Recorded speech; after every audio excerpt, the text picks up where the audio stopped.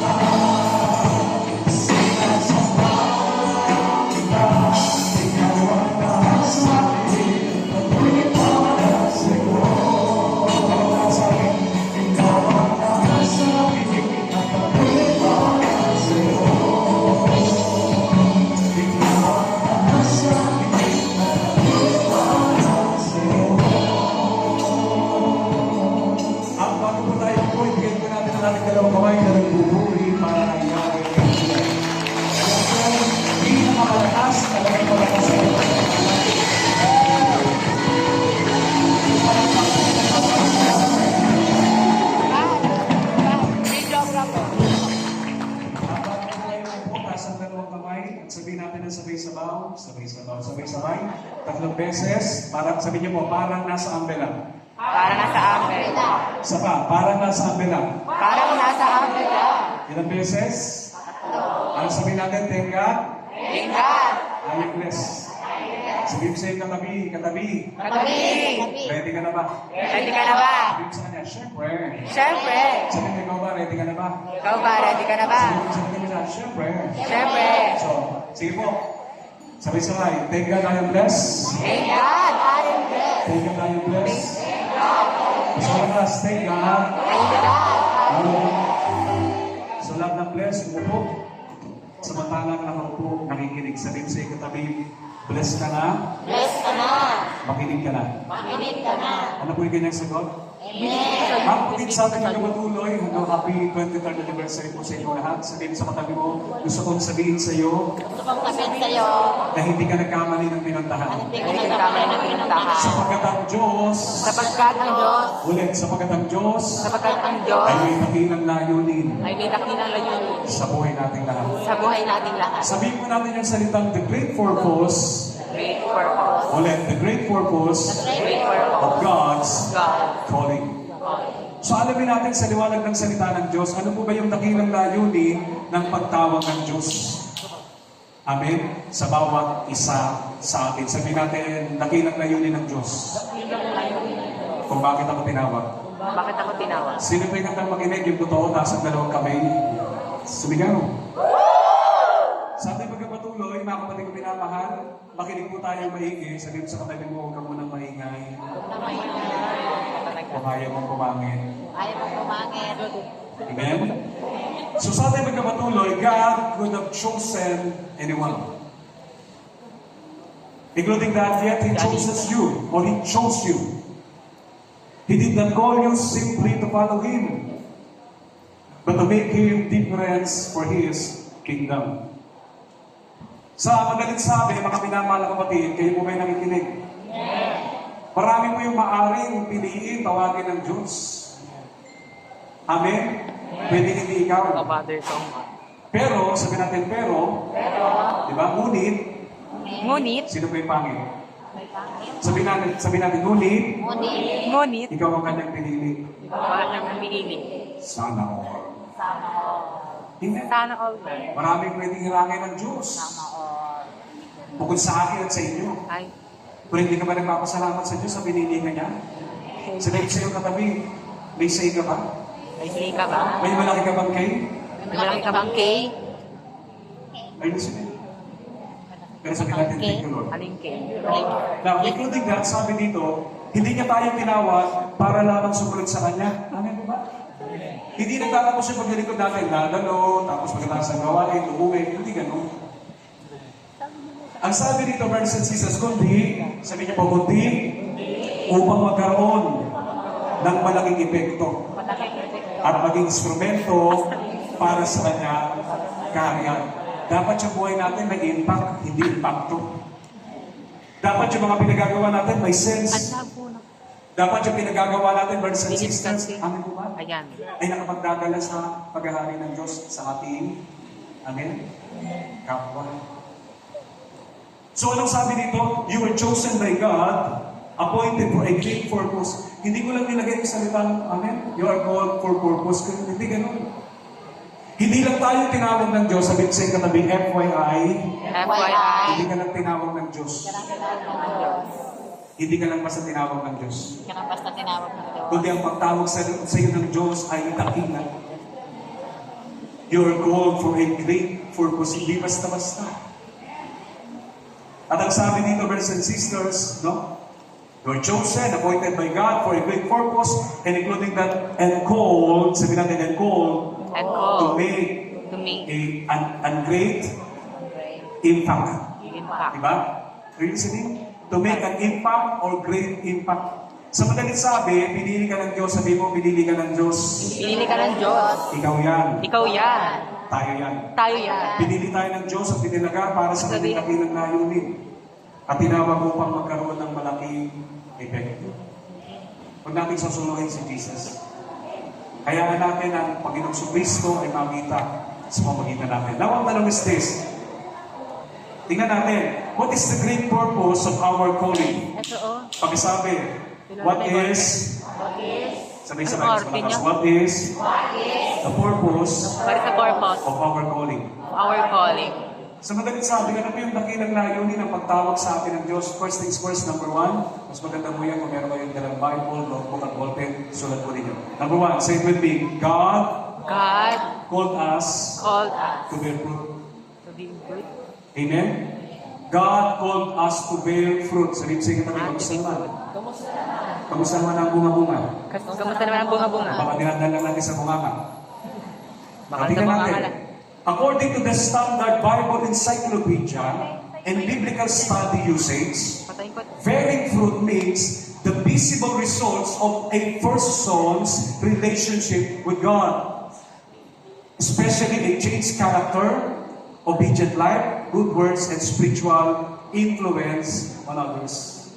Ano gusto sabihin? Ayon sa karaniwang gamit sa mga Biblia, sa mga Bible Encyclopedia at pag-aaral ng Biblia, ang pamumunga, say that word, ang pamumunga, Ang pangumunga. hindi ko sinabi rito, pamumunga nga. Sapagkat maraming tao magaling sa munganga, kulang sa gawa. Sabihin mo sa katabi mo, hindi ikaw yan. Hindi ikaw yan. Nandun na sa Timbuktu. Andun sa tingin. Nandun na sa Taralaga. Ang pamumunga ay tumutukoy sa mga nakikitang resulta ng relasyon ng isang tao sa Diyos. Dapat habang tayo tumatagal nakikita sa atin. Amen? Yung katangian ng Panginoong Kristo. Yung buhay na nakaugnay sa Diyos. Are you listening? Lalo na, verse 6 siya na bagong pagkatao. Buhay na may pagsunod sa Diyos. Amen? At yung mga tao sumusunod sa Diyos, gumagawa ng mabuti. Sabihin sa katabi, ang tao may pagsunod sa Diyos, Tao may pagsunod sa Diyos. gumagawa ng mabuti, katulad mo, mas lalong bunga beauty. Sabihin mo, ang ganda mo, promise. Sabihin mo, pag lalaki katabi mo, ang gwapo-gwapo mo, brother. Ang ganda-ganda mo. Manang kaya, brother Mike. Sabihin mo malakas, amen. Kanino ba ba? Ang dagdag-dagdag. So, anong sabi dito mga kapatid minamahal? Buhay na may pagsunod sa Diyos, paggawa ng mabuti, at pagiging mabuting impluensya sa iba. Sabihin mo sa katabi mo, tatanungin kita. Sa pamamagitan ba ng buhay mo, nahamon ba yung buhay ng iba na lumapit kay Kristo? O pag nakita ka, nagsasara sila ng pinto na bintana. Ay, demonyo! Ay. Dapat kapag tayo ay nakay Kristo, dapat yung buhay nila na-challenge, no? Dapat yung buhay nila, di ba? Katulad natin, di ba? Ay, gusto ko rin maglingkod sa Diyos, katulad. Tututok ko talaga sa inyo to. Kasi kung hindi, meron tayong problema. Sabihin sa iyo, katabi, nakikinig ka ba? Nakikinig ka ba? Anong kanyang sagot? It simply means it is becoming more like Christ. Anong sabi ng Apostol Pablo ayon sa kanyang statement? Follow me as I do follow Christ. Amen? Tularan ninyo ako katulad ng pagtulad ko kay Kristo. Ito'y pagpapakita ng katangian ni Kristo sa ating buhay, pagiging katulad niya.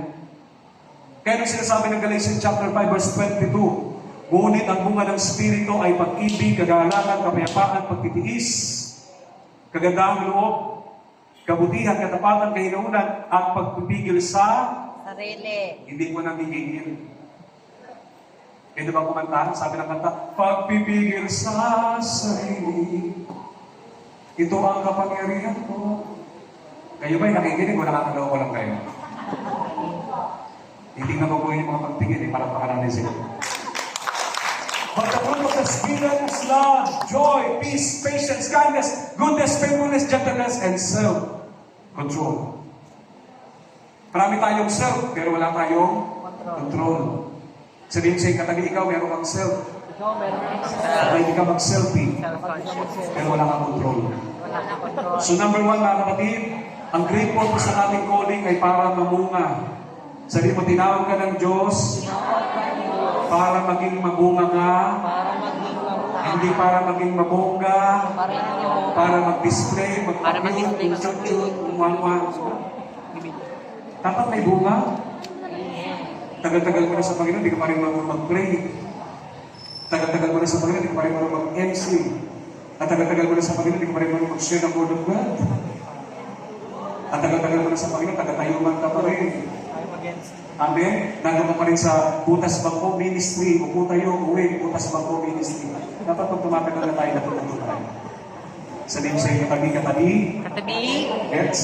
Gets. Let's go to the next, number 2. God called us to bless others. Say with me, taas ang dalawang kamay. God called us to bless others. Bless us. Amen? Tayo po'y tinawag, tayo po'y pinagpala. Sabi natin, pinagpala pinagpala. Sa umaga, pinagpala. Sa tanghali, pinagpala. At sa gabi, para maging pagpapala. Sabihin sa iyo katabi, kaya, pakinggan mo ito. Pakinggan mo ito. Lapit yung bibig nyo sa tenga niya. Sabihin mo, dapat, Dapat. para matanggal yung tutuloy. Dapat, blessing ka. Blessing ka. Hindi ka cursing. Hindi ka cursing. Amen? Sabihin natin, magmula ngayon, magiging blessing ako sa aking kapwa. God called us to bless others. It simply means God has called His people to be a channel of His blessing, love, grace, goodness, and truth by helping others, serving them, encouraging them, and pointing them to Him. Naunawaan niyo po ba yun? Ako hindi eh. Hindi. Anong sabi dito mga kapatid? Tinawag tayo ng Diyos upang maging daluyan ang kanyang magpapala. Isang naman. Grabe bless ang buhay ko. Tingin mo kayo sa akin. At nagtitingin magpapalain. Grabe ang naranasan ko sa pag-isip pa lang in the morning. Thank you, Brother Jacob. Bigyan ng jacket siya. Amen po ba? Tinawag tayo para maging daluyan ng pagpapala sa iba. Sa pamagitan ng ano? Sa pamagitan ng pagmamahal. Sabi mo sa ikatabi, pagmamahal. Pagmamahal. Dapat meron ka. Pagtulong. Pagtulong. Dapat meron ka. Paglilingkod. Paglilingkod. Dapat meron ka. Amin po ba? Pagpapalakas ng loob. Pakas ng loob. Yung iba, ibig sa palakasin ng loob ng kapwa niya, hindi, pinahina pa. Amen? At ito po, huwag niyo po gagawin ito. Kapag halimbawa may personal kayo na, di ba, minsan nahawa pa kasi. Halimbawa sa gawain, hindi ka madadalo, makakadalo. Simplihan mo na lang kung sino concerned people. Kasi pag may nagsabi ka nun, hindi siya makakadalo, pag nabasa ng iba, ay, hindi na rin ako dadalo. Oh. Nakakahawa pa tayo. Dapat encouragement tayo. Ay, si Sir Edna, umuulan. Hindi ka ba dadalo? Halimbawa, sinabi sa Edna, hindi ako dadalo kasi hindi panahon nga. Ay, gano'n na rin ako, no? Dalawa tayo. Nagtatawag pa yun dito. Dapat encouragement tayo. Di ba? Katulad ng sabi ni Bado, di ba napakaganda? Rain or shine, kung lang gawain ng Panginoon. At sa isang pangangaral, hindi madaling umayo, katulad mo kahapon, nandun po ako sa LRTV, sa District 2. Nandun po ako sa, gano'n po ako nag-backride ako pasang-pasa yung pantalon ko. Tapos hindi pa nagtatapos yun, pagdating na sa ulan, tapos medyo tumila ng kaunti, papunta ko naman sa hayo, sa kayo ng jeep, ako, yan naman ako na. Pati yung bendes ko, sapatos, basa ko yun. Pero siyempre, tungkulin natin sa Panginoon yan Amen? Na maging blessing tayo sa iba, kaya tuloy ka. Amen? Kaya dapat yung mga preacher natin, di ba? Pinagpapala natin yan. Kahit hindi sabihin, dapat ginagawa niya. Alam mo naman ginagawa niya, di ba? Kapag kayo pinapagpala sa pangarap, pasensya ka na di ba? Ito yung para sa iyo, gamit nyo. Amen, hindi yung halimbawa, nakikinig ka naman, kasi dahil pang nakikita, tagal naman matapos yun. Yan naman yung preacher natin, nakakasawa na. Talapakan natin si Lord. Amen, sabihin sa katabi mo, blessing ka ha? Blessing ka. Pwede bang isulat niya? Di ba isulat niya, no? Sabihin mo, blessing ako. Di ba? Sulat mo, lagay mo sa papel, tapos lagay mo sa wallet mo. Tapos yung mas maganda doon, pagbukas mo, nakikita mo lagi. Sabihin mo, di ba? Pagpasa mo, blessing ako, di ba? Maniwala kasi, di ba nakikita ko? Amen? Sabihin mo sa katabi mo ulit, blessing. Blessing. Sabihin mo, pagpalakas ka ng loob. Palakas ka ng loob. Sabihin mo, tagapaghatay ka sa tao. Pagkakay ka sa Sino ka tao. mapapalapit sa Diyos? Lala din. Genesis chapter 12, verse 2, nakikinig ko. God blessed Abraham so that he would be a Ganda blessing. ngayon may Sabi niyo, may grabe. bakit. Hindi mo ba alam, pinagpala ka ng Diyos, hindi para sa kanilin. Yung blessing na yun, kundi para maging pagpapala sa iyo. Katulad ni Abraham, pinagpala siya, no? Katulad natin, pinagpala tayo para tayo man din ay maging pagpapala sa iyo. Hindi mo kailangan ng malaking bagay. May dalawang tubig, ibinigay mo yung isa. Hindi mo pa kaya. May sobrang ang blessing, binigay mo ng pamasahin kapatid mo. Di ba? Amen, galing ka na McDonald's, tapos naalala mo sa brother Ed, di ba? Nag-take out ka. Matthew chapter 5, verse 16, it says, Anong sabi ng Bible? You are the salt and light. Sabihin siya katabi-katabi. Tabi. Hindi ka lang asin. Hindi ka lang asin. Sabihin mo ilaw ka. Ilaw ka. Amen, hindi dilim ilaw. Now, Jesus teaches us to let our light shine before men, no? So others may see good works and glorify God. Alam niyo po ba kung paano naluluwalhati ang Diyos? As simple as this. Ang sabi ng Biblia, paliwalagin niyo yung sarili. At paano gagawin yan? Maglalagay ako ng kandila sa ulo? Magdadala ako ng fluorescent? Nakaganyan ako, Captain Bob! Hindi. Paliliwanagin mo ang sarili mo sa pamamagitan ng mabubuting gawa. At yung patuloy na gumagawa ng mabuti ay mas lalong pinabubuti ng Panginoon. Ang lahat ng gumagawa niyo mas lalong pagpapalain ng Panginoon. 60 million na mga tao ang walang sukat paglagyan. Ikaw yun! Tayong lahat yun. Amen? Sabihin sa katabi, huwag mong kakalimutan. Kakalimutan. Sabi mo, ikaw ay si Sister Blessing. Ikaw ay si Sister Blessing. Ikaw ay si Brother Blessing. Ikaw ay si Brother Blessing. Hindi kasi Sister Corsi Hindi ka si Corsi. at si Brother Corsi. Si Corsing. Pagpapala ka, hindi ka sumpa. And thirdly, makapalik mo naman, ten. And number 3, makapalik mo naman, God called us to make a great and lasting impact. So we can say that word, God called us to make a great and lasting impact. Ibig sabihin nito, brothers and sisters, tinawag tayo ng Diyos, God called us to live for Him. Sabihin sa katabi, pakinggan mo ako, may sinasabi si Lord sa iyo, eto. Sabihin sa Kanya, tinawag tayo ni Lord. Upang mabuhay para sa Kanya. Amen po ba? Anong sabi ng Apostol Pablo, kung tayo may nabubuhay, hindi na tayo nabubuhay, kundi si Kristo na. Tinawag tayo ng Diyos para mamuhay para sa Kanya, no? Maglingkod sa iba, are you listening? At gumawa ng mabuti, may nakakita man o wala. Amen? At gumawa ng mabuti na makaka-influensya sa buhay ng iba. Are you listening?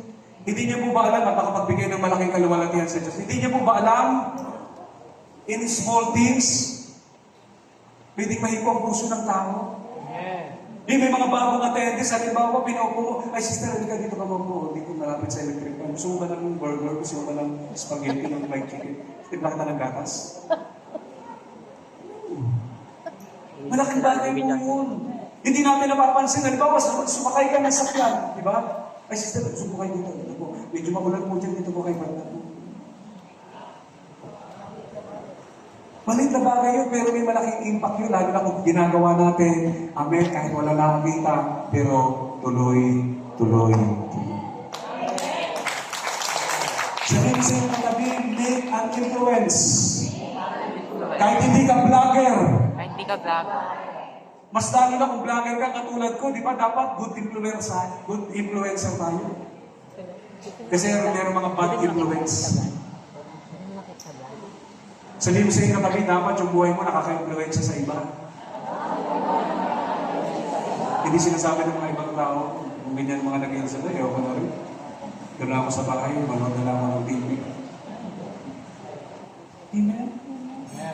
Ang Panginoon hindi lang dinadala yan sa salita.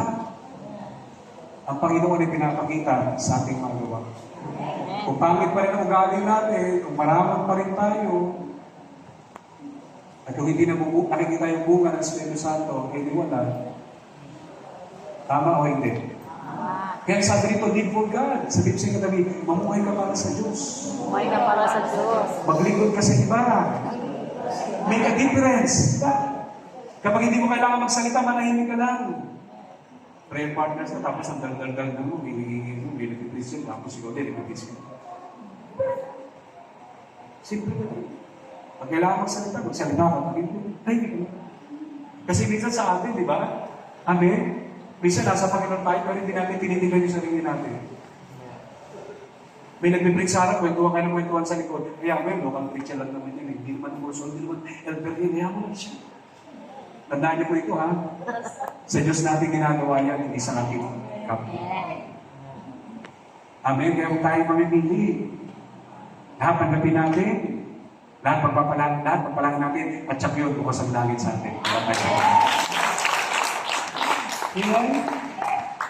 Anong sabi dito, brothers and sisters? Matthew 28, verse 19 to 20. Jesus calls us to make disciples and make a great impact on others. Huwag natin kalilimutan yun, ha? Tayo ay tinawag ng Diyos para gawing alagad yung ating kapwa. Tayo ay tinawag ng Diyos para, amin po ba, makahipo ng puso ng iba, para iba ay mag-challenge na maglingkod din sa Diyos. Sabihin natin, taas ang dalawang kamay sa tulong ng Diyos. Magagawa ko yun. Tandaan natin, nasa labas at sa loob ng prayer meeting, sa tayo may mga anak ng Diyos. Kaya dapat makitaan tayo ng magandang impluensya. At yung pag-aakay, hindi lang one time yan, dapat tuloy. Di ba kayo nanunungkot pag anniversary nyo, konti? Ako kanina, tumitingin-tingin nga ako eh. Kasi tandaan niyo po hindi pupunta rito yung tao, tayo ang gagawa ng paraan. Andiyan ang social media, andiyan yung bibig natin, so gamitin natin yun. At ang sabi nga po ni Billy Graham, hindi po ito yung dessert. Sabi ni Billy Graham, my one purpose in life is to help people find a personal relationship with God. Sabi niyo po, sa madalit sabi, taas ang dalawang kamay. Ang pangunahing layunin ko sa buhay ay tulungan ang mga tao na magkaroon ng personal na ugnayan sa Diyos. Gets? Gets? Gets? Palagpakan natin ang Panginoon kayo. At sa oras na ito, mga kapatid, tayo tinawag ng Diyos, it is because of His goodness. Hindi ka nandito dahil magaling ka. Pinahabagan lang tayo ng Diyos. Kung bakit tayo nandito, kinawakan lang tayo ng Diyos. Wala tayong walang Diyos. It's all graces, the goodness of God. Nasa dalawang kamay. Kaya, yamang naranasan natin ang kabutihan ng Diyos. Tuloy natin sa ibigin at mahal. Buong puso, isip, kaluluwa, at lakas. Thank you, Jesus. Bigay mo kay Yan. Second word. MJ. We declare that we love Him because He first loves us.